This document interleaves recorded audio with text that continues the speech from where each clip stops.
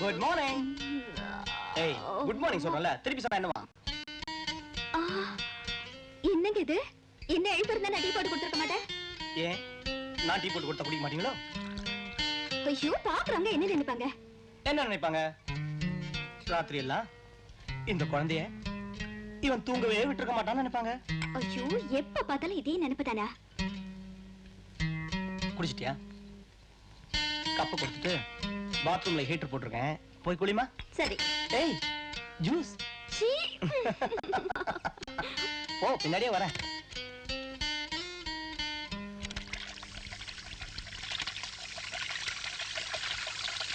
ஏய் பிரியா, தவளை மறந்துட்டேமா? உங்க சமாச்சாரம் தெரியும். ஆபீஸ்க்கு டைம் ஆச்சு, போய் ட்ரெஸ் பண்ணுங்க. இன்னைக்கு மார்னிங் ஷோ கிடையாது, நமக்கு கொடுத்துச்சு அவ்வளவுதான். பிரியாதாலே என்னமா செஞ்சுக்கிட்டு இருக்க? உங்களோட போன்ல பேசிட்டு இருக்கேன். இப்பதானே வீட்ல இருந்து ஆபீஸ்க்கு போனீங்க, அதுக்குள்ள என்ன போனு? ஐயோ இந்த பழக்கத்தை நீங்க எப்பதான் விட போறீங்களோ? இல்ல உன் குரலை கேட்கணும் போல இருந்தது, அதான். அப்படியா? இப்ப கேட்டுச்சுல, இனிமே வேலை விடுமா? இனிமே தெம்பா வேலை பாப்பேன். டாலே ஜூஸ் குடிச்சாச்சா? இல்ல, நீங்க வந்து ஜூஸ் புழிஞ்சு குடுக்குறீங்களா? ரியலி? நான் வந்து ஜூஸ் புழிஞ்சு குடுக்கட்டுமா? ஐயோ ஜூஸ்னா ஏன் இப்படி அலையறீங்க? ஆபீஸ்ல இருந்தா வீட்டு ஞாபகம் வரவே கூடாது. முதல்ல வேலைய பாருங்க. பை.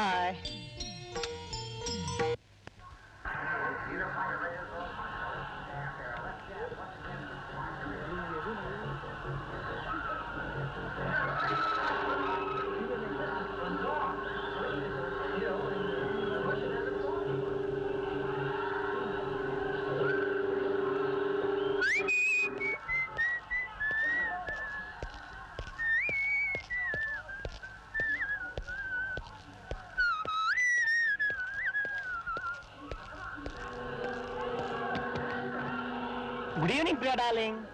ஏய் உனக்கு என்ன வந்திருக்கேன் பாத்தியா? பிரியா என்னாச்சு உனக்கு?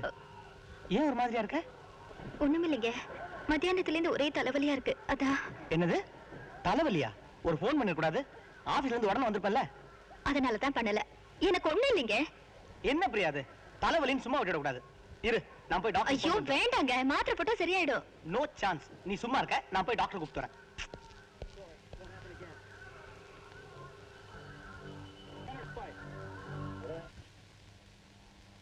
மூச்சை நல்லா இழுத்து விடுமா, இன்னும் கொஞ்சம். பயப்படுற அளவுக்கு ஒண்ணும் இல்ல, சாதாரண தலைவலி, ஒரு ஹாஸ்பிடல்ல போற விஷயம். இதுக்கு போய் இப்படி ஆர்ப்பாட்டம் பண்ணிட்டீங்களே. அவர் அப்படித்தான் டாக்டர், சின்ன விஷயத்தை கூட பெருசுபடுத்திடுவாரு. டாக்டர் ஏன் பிரியாவுக்கு ஏதாவது ஒண்ணுன்னா என்னால தாங்கவே முடியாது. பிரியா இந்த மாதிரி புருஷன் கிடைக்கிறதுக்கு கொடுத்து வச்சிருக்கணும்மா. நான் வரேம்மா. உங்களுக்காக நான் இங்க தனியா காத்துட்டு இருக்கேன்னு ஞாபகம் இருக்கட்டும். இத பாருங்க, ஆபீஸ் வேலை முடிஞ்ச உடனே வந்துருங்க. ஆமா, இத நீ சொல்லிதான் தெரியணுமா? பிரியா, திருமண வாழ்க்கை எவ்வளவு ஜாலியா இருந்தது முதல் முறையா பிரியும் போதுதான் தெரியுதுல்ல. பை தி வே டைம் ஆயி போச்சு. ஒன்னு செய், உனக்கு ஏதாவது தேவைப்பட்டா ஆபீஸ் போன் பண்ணு. ஓகே?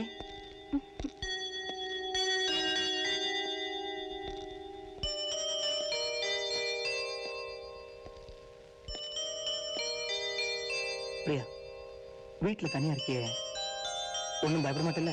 தைரியமா இருப்பேன், நீங்க பொறுப்படுங்க.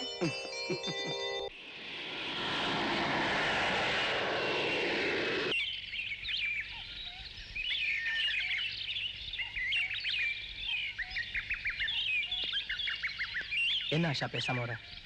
நீ மௌனமா வரத பார்த்தா ஏதோ மனசுல நினைச்சுக்கிட்டு சொல்ல தாங்கிறேன்னு எனக்கு நல்லா தெரியுது. ஒரு பொண்ணு இந்த சமுதாயம் எப்படி எல்லாம் பேசுது தெரியுமா? கல்யாணம் ஆகாம இருந்தா கண்ணி கழியாதவங்கிறாங்க, கல்யாணமாகி தாய்மை அடையலைன்னா பலடிங்கிறாங்க, புருஷனோட கொடுமை தாங்காம தாய் வீட்டுக்கு வந்தா பாழா வெட்டிங்கிறாங்க, புருஷன் இறந்துட்டா அவளை விதவன்னு சொல்லி இந்த சமுதாயமே வெறுக்க ஆரம்பிக்குது. உங்களுக்காக நான் இத்தனை நாளும் காத்துட்டு இருந்தேனே, அக்கம் பக்கத்துல இருக்கிறவங்க எல்லாம் என்ன பேசுனாங்கன்னு உங்களுக்கு தெரியுமா? ஆண்களை பொறுத்த வரைக்கும் எந்த பாதிப்பும் இல்ல, ஊருக்கு போனீங்களே, எனக்குன்னு ஏதாவது ஒரு லெட்டர் போட்டீங்களா? நீங்களும் எல்லா ஆண்களை போல காதல்ங்கிறது வெறும் வார்த்தை, வசதியான இடத்தை தேடி போயிட்டீங்களோன்னு நினைச்சிட்டேன். ஆஷா, நீ மௌனமாக இருந்திருக்கலாம். உனக்கு லெட்டர் போடாம இருந்தது உன்னை திடீர்னு சந்திச்சு சந்தோஷப்படுத்தணும் தான். நீ நினைக்கிற மாதிரி வசதியான இடத்தை தேடி நான் போகல. உன்னை வசதியா வாழ வைக்கணும் தான் நான் இரவு பகலா பாடுபட்டேன். எந்தவித எதிர்பார்ப்பும் இல்லாம அன்பை மட்டும் ஆதாரமா நினைக்கிறதுக்கு பேர் தாங்க காதல். இதெல்லாம் கேட்கறதுக்கு நல்லா இருக்கும், ஆனா நடைமுறைக்கு ஒத்து வராது. ஆஷா, இந்த உலகத்துல பணம் இல்லைன்னா எதையுமே சாதிக்க முடியாதுங்கிறத அனுபவிச்சவன் தான். ஆஷா, இன்னும் 2 மாசம் பொறுத்துக்க. இன்னும் 2 மாசமா? சரி, 60 நாள் பொறுத்துக்க. இந்த கிண்டல் கொண்டு குறைச்சல் இல்ல. இப்பதான் நீ பழைய ஆஷா. ஆமா, நாம சந்திச்ச எவ்வளவு நாளாச்சு? வட்டி முதல்மா நீயே தெரியா, நான் எடுத்துக்குவா.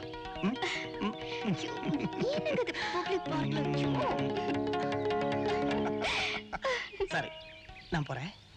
போறேன்னு ஏன் சொல்றீங்க? போயிட்டு வரேன் சொல்லுங்க. ஏன் உயிர் உங்ககிட்ட தான் இருக்கு, உன்னை விட்டு இந்த உடல் மட்டும்தான் போகுது. ஹாய்.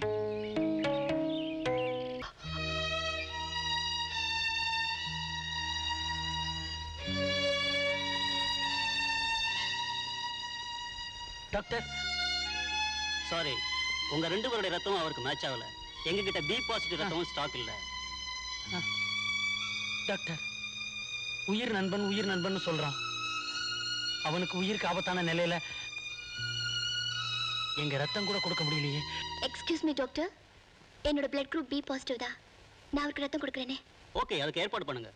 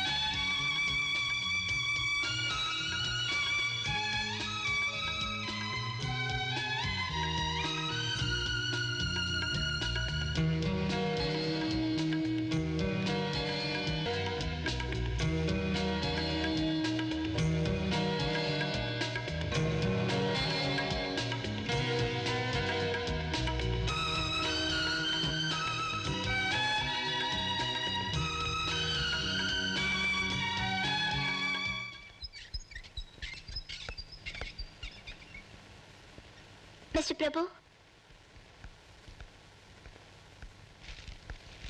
உங்களை வீட்டுக்கு போலான்னு டாக்டர் சொல்லிட்டாரு.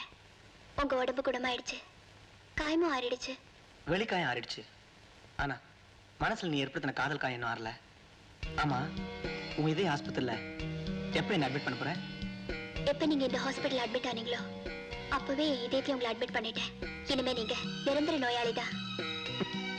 என் நோய்க்கு மருந்தா உன் அன்பு கிடைச்சிருக்கும் போது நிரந்தர நோயாளியா இருக்கிறதுல எனக்கு ஆட்சேபம் இல்லை. இங்க வந்ததுக்கு அப்புறம் நல்லாவே பேச கத்துக்கிட்டீங்க. காதலிக்கிறவன் முதல்ல நல்லா வர்ணிக்க கத்துக்கிறான், தோல்வி அடைஞ்சிட்டா தான் வாழ்க்கையை கத்துக்கிறான். ஆனா எனக்கு அந்த நிலைமை வரான்னு நினைக்கிறேன். ஏங்க அப்படியெல்லாம் பேசுறீங்க? இது வரைக்கும் பல தோல்விகளை சந்திச்சது உண்டு, எந்த தோல்வியும் தாங்கிக்கலாம். ஆனா காதல் தோல்விக்கு மட்டும் மருந்தே கிடையாது. அந்த தோல்விக்கு அந்த காதலே மருந்துன்னு திருவள்ளுவரே சொல்லியிருக்காரு. என்னடா காதல் நோயின்னு திருவள்ளுவரை பத்தி பேசிக்கிட்டு இருக்கீங்க? இப்பெல்லாம் பஸ்லயே திருக்குறளை அழிச்சிட்டு காப்பர் டீ, குடும்ப கட்டுப்பாடு போன்ற விளம்பரத்தை எழுதி வச்சிடறானுங்க. அதை படிக்கிறவன் அதே மூடோட வீட்டுக்கு போறான். ஏடா கூடமா ஆயிருது. ஏற முடியாத அளவுக்கு பஸ்ல எக்கச்சக்க கூட்டம். என்னடா விஷயம், எங்கடா வந்த? ஏன் நான் வந்தது உனக்கு தொந்தரவா இருக்க? அதெல்லாம் ஒண்ணு இல்ல, நான் வரேன்.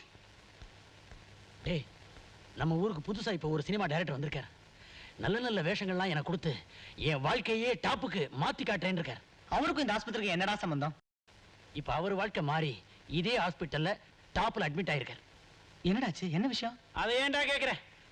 புதுமுகம் தேவைன்னு பத்திரிக்கையில விளம்பரத்தை கொடுத்திருக்காரு. அதை பார்த்துட்டு நூத்துக்கணக்கான பேர் அவர் அப்ரோச் பண்ணிருக்காங்க. எல்லாத்திட்டையும் நீதான் ஹீரோன்னு பணத்தை வாங்கியிருக்காரு.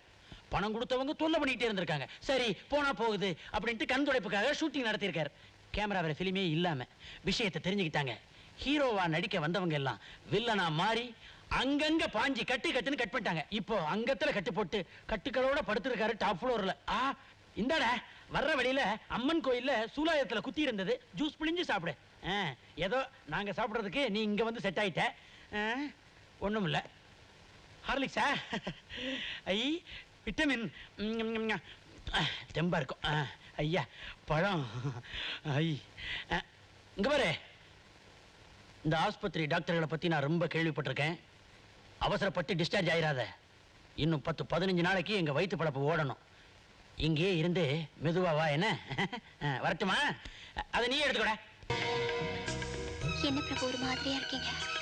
ஒண்ணும் இல்ல ஆஷா, வாழ்க்கையில நடந்தாவது நல்லா இருக்கணும், இல்ல இனிமே நடக்க போறதாவது நல்லா இருக்கணுங்கிற நம்பிக்கையாவது இருக்கணும். இது ரெண்டும் இல்லாத வாழ்க்கை இருக்கே.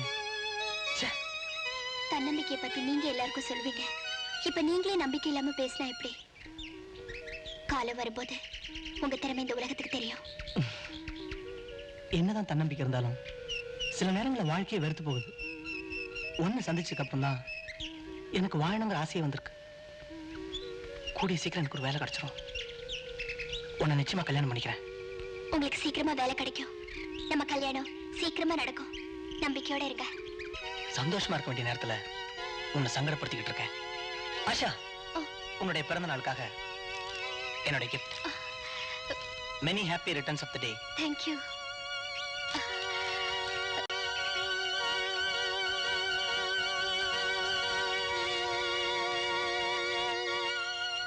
It's a novel gift.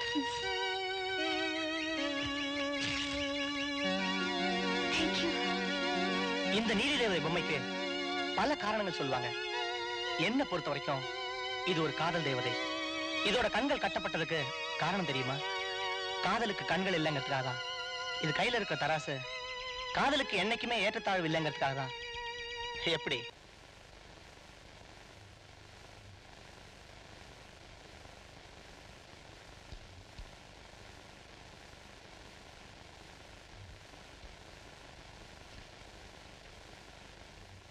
என்னங்க தூக்கம் வருதுங்க.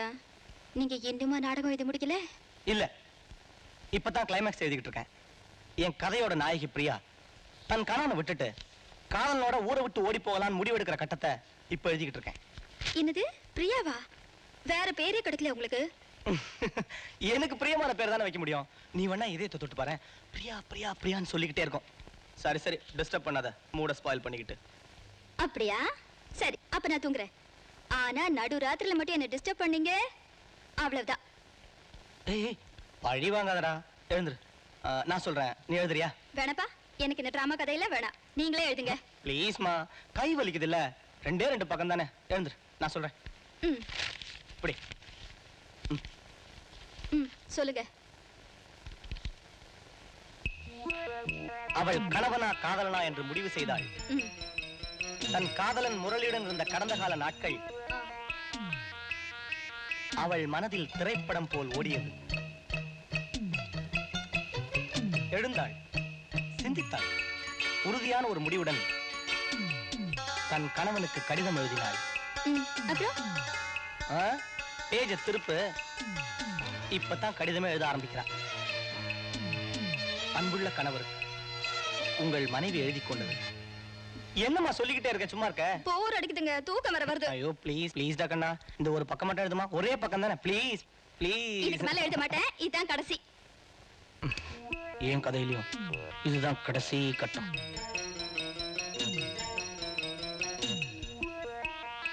அன்புள்ள கணவருக்கு உங்கள் மனைவி எழுதியது. என் தந்தை வற்புறுத்தியதால் தான் உங்களை நான் திருமணம் செய்து கொண்டேன். இனியும் உங்களை நான் ஏமாற்ற விரும்பவில்லை. நம் திருமணத்திற்கு முன்பு நான் காதலித்த முரளியுடனே வாழ விரும்புகிறேன். இதுவரை என் மேல் வைத்திருந்த அன்புக்கு நன்றி. தயவு செய்து இனி என்னை தேட வேண்டாம். இப்படிக்கு பிரியா. இப்படிக்கு பிரியா. அப்புறம் பக்கத்து திருப்பு. என்ன விளையாடுறீங்களா? விளையாடத்தான் போறேன்.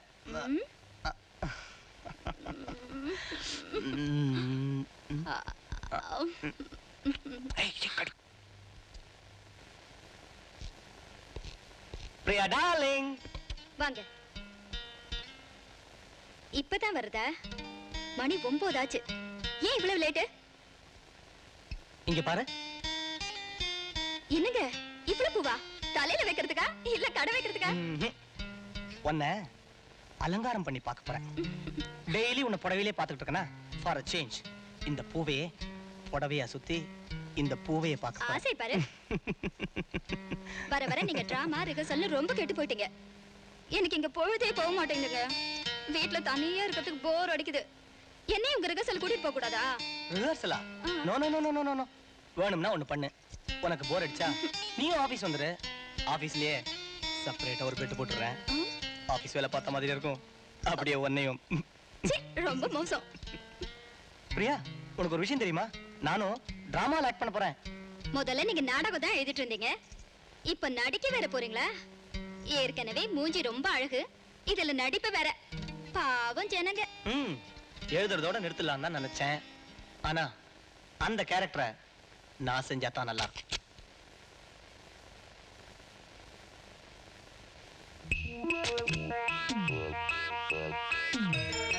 எப்படி என் வேஷம்? நீங்களும் உங்க வேஷமும். ஐயோ, வாங்க சாப்பிட போலாம்.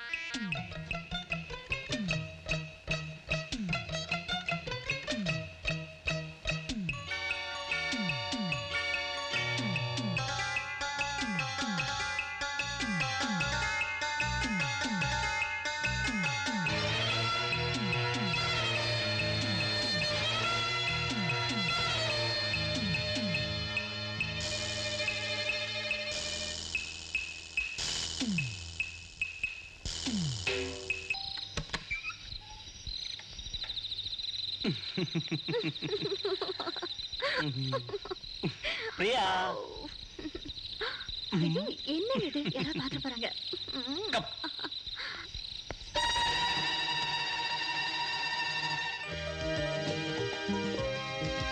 என்ன இன்னைக்கு ஐயா வரும்போது செம மூட்ல வந்திருக்கீங்க? இல்ல பிரியா, டிராமா ரிஹர்சல் நடிச்சுக்கிட்டு இருந்தேனா திடீர்னு உன் ஞாபகம் வந்துருச்சு. அதான் உடனே ஓடி வந்துட்டேன். இந்த வேஷத்துல நான் எப்படி இருக்கேன்? உங்களை அடையாளமே தெரியல. அசிங்கமா இருக்கீங்க. உண்மையா சொல்ற? பின்ன டிராமாவுல நடிக்கிறதுக்கு உங்களுக்கு இந்த தாடிக்கார வேஷம் தானே கிடைச்சது? ஐயோ, இந்த தாடியை பார்த்தாலே எனக்கு அலர்ஜியா இருக்கு. இந்த வேஷத்துலதான் கதையே இருக்கு. கதையாவது மண்ணாங்கட்டியாவது, இந்த வேஷமே கன்றாவியா இருக்கு. தேங்க்யூ. இதுதான் என் நடிப்புக்கு கிடைச்ச முதல் வெற்றி. வெற்றியோ தோல்வியோ, முதல்ல இந்த தாடி எடுங்க.